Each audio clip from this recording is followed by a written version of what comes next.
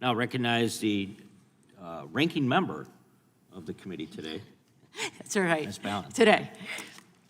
Thank you so much to the witnesses for being here. I very much appreciate it. And Professor Alford, you've been such an important voice on antitrust, and I'm so grateful that you're here because the work that we have to do going forward has to be bipartisan. And the majority argues that antitrust rules for dominant big tech in other countries are discriminatory, and they claim it's anti-American.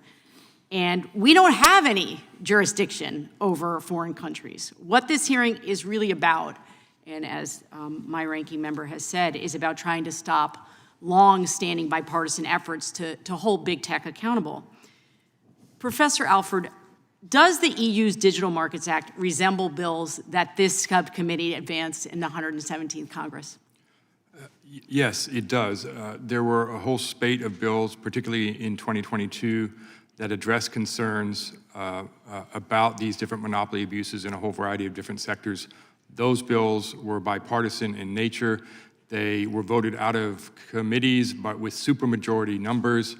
And Senators Grassley, Blumenthal, Senators Grassley and Lee and others like that were very, very prominent proponents of those bills. And they still support them, I actually right? think they would have had a very good chance of passing, but for the fact that Chuck Schumer did not present them to the floor. And this is what we have talked about on this side. It's what I talked about in my opening statement, that it is both parties, members of both parties, that are holding up progress on this.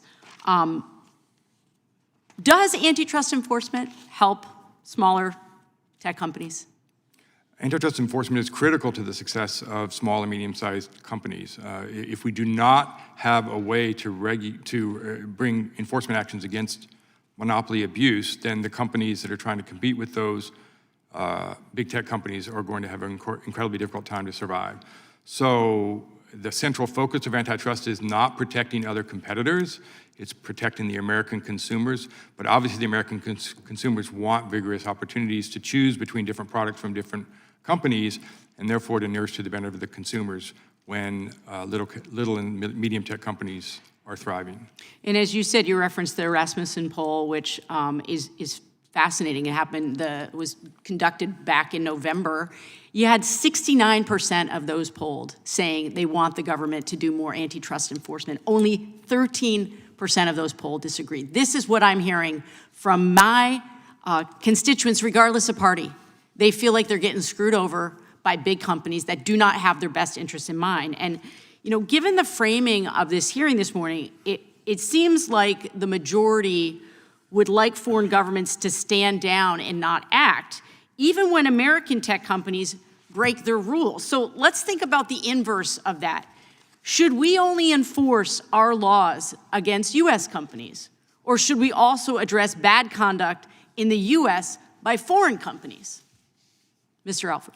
Well, I mean, as I said in my written testimony, federal enforcers are acting appropriately when they investigate foreign companies that are abusing monopoly power, engaging in price fixing, or seeking to merge in a manner that is anti-competitive. And if foreign competitors are harming United States markets with anti-competitive conduct, I hope that federal enforcers will not hesitate to act. When I was at the Department of Justice in the first Trump administration and in the second Trump administration, we saw numerous examples of foreign companies that were engaging in anti-competitive conduct, and we did not hesitate to go after those companies if we thought that there was a serious problem. So you go where the evidence is. And as you said, and this is one of the things that I really appreciate about you and your integrity, is it's even-handed justice. You go where the facts take you. I wanted to give you time to respond to my colleague from Wyoming about the national security concerns in the HPE-Juniper merger. Do you have something that you'd like to say on that?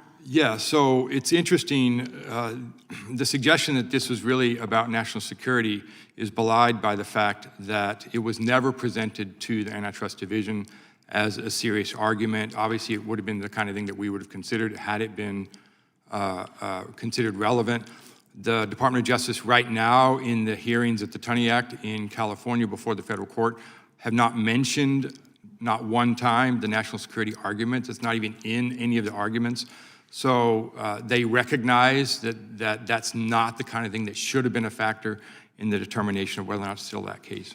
I really appreciate that. And it's my understanding that argument only came in a press conference when they knew that cameras would be there, and it was a hook for the press. I really thank you for your time. And again, this requires bipartisan efforts, and I'm ready to do the work with anyone on the other side that is willing to work with me. I mean, antitrust enforcement is a bipartisan issue. Gentlewoman, time Yield has back. expired.